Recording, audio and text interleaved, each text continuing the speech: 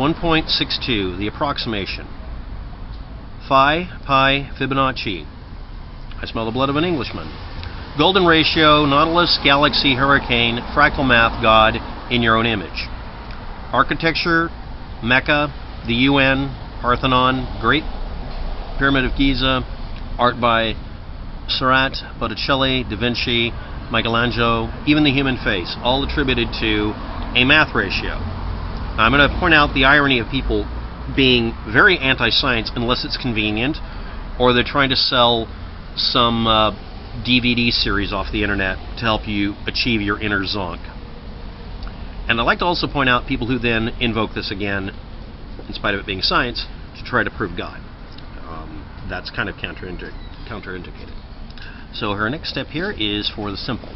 For biological and physical reasons, Nautilus shells, spiral galaxies, and many other things form logarithmic spirals, not Fibonacci infinite sequence-based golden ratios.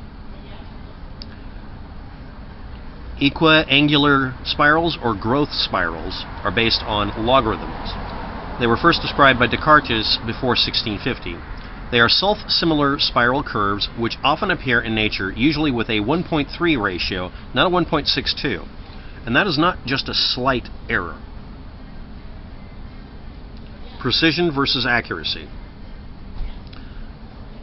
As the spiral expands at a constant rate only, especially. And if you decide to do escalations based on other number sets, you run into the math problem, or false precision, or escalating decimalism. The spirals that appear in pine cones, pineapples, seed pods, and other similar plant structures are usually based on two successive numbers of the Fibonacci sequence only, or maybe some other larger series, but not the entire Fibonacci sequence, because the Fibonacci sequence is an infinite number of Fibonacci numbers, which would be impossible to calculate. But they, as they escalate towards infinity, come closer to being phi, or the golden ratio.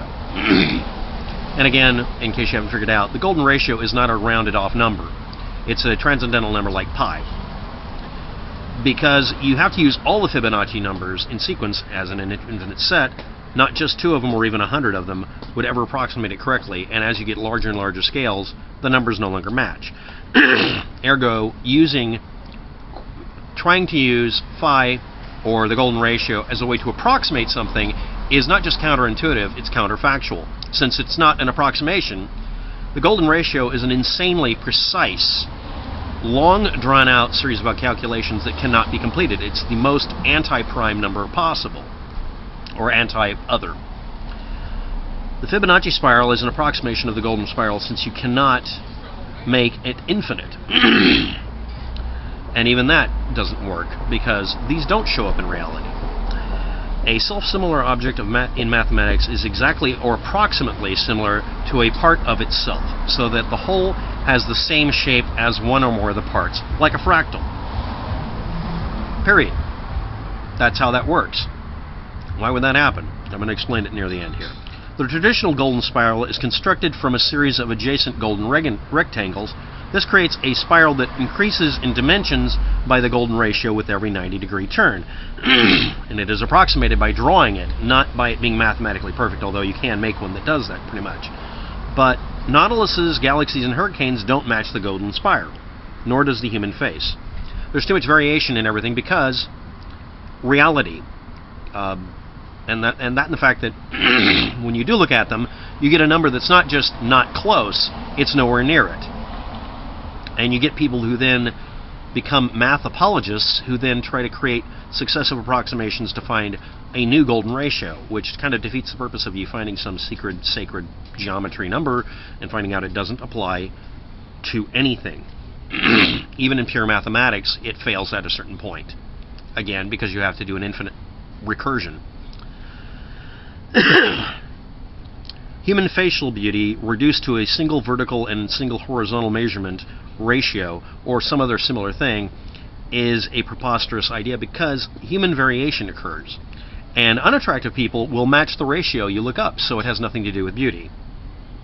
nor does it have anything to do with us discovering in the shape of our faces some spiral that is absolutely perfect or somehow a sacred number thing. Because when you apply these things, you get disturbingly, horrifyingly not human-looking faces when you use them in mathematics. And if you apply them to human beings, you get distorted, stretched nightmare images. Because it's not in the human face either. It's used to approximate it, and then you then very quietly fudge it while you're drawing it. You do these box shapes to get the eyeball in the right location, but you eventually move it just a little to the left or the right. Because the number is so precision-based, 1.62 and then an infinite number of extra decimal places, you're cheating immediately and it doesn't match. Number one. Number two, it doesn't even match things closely in nature, except for very few of them. And again, it's an extremely interesting number, and it does show up in the weirdest places. But then again, pi shows up. But, you know, pi is for the ratio of a circle to its diameter. But it doesn't describe a planet, because planets are not perfectly round any more than an ice cube is perfectly square. Because they're not. They're not good for approximation, because you're approximating an insanely precise number. Approximating things through precision is a way to fool yourself into believing you found something. Well, that number is almost exactly blah, blah, blah. Yeah, but it's almost exactly, therefore it's not exactly. Almost exactly is a joke in the mathematics world, also in physics. It's a horrifying version of the Texas sharpshooter, fallacy. Mecca is 12 miles from the golden ratio latitude in northern hemisphere, so it's wrong. Period. It's not accurate. It's not precise. And if it was the golden ratio, it'd be precise. And no, it's not from continental drift or some sacred geometry point. It's off by 12 damn miles. Find out when it was built, or declared, or supposedly declared. It hasn't moved that much miles. And even if it did move, it's no longer in the ideal, somehow chi angular point. Also, the golden ratio for longitude would be impossible to do because you'd have to have some starting point. It would be arbitrary, so it could be anywhere along the same latitude. There's no natural reference point. The claim for Mecca was based on the Mercator projection of the Earth, and it just happened to come close.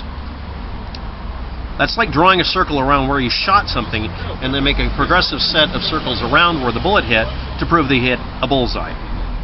Lower dimensions create an increasing number of dimensions as imaginary numbers for the same reason. You eventually run into equations that exceed the limit of, let's say, 1 or 2 dimensional space, and you end up having to create extra dimensions. That'll be another video later. So, to put it bluntly, this number is not some magic number, nor are there any others except for maybe pi and a couple of others. They show up annoyingly a lot, but then you're tempted, should I just throw pi at it, or phi, or fum? Thanks for watching, have a good day, good luck with that.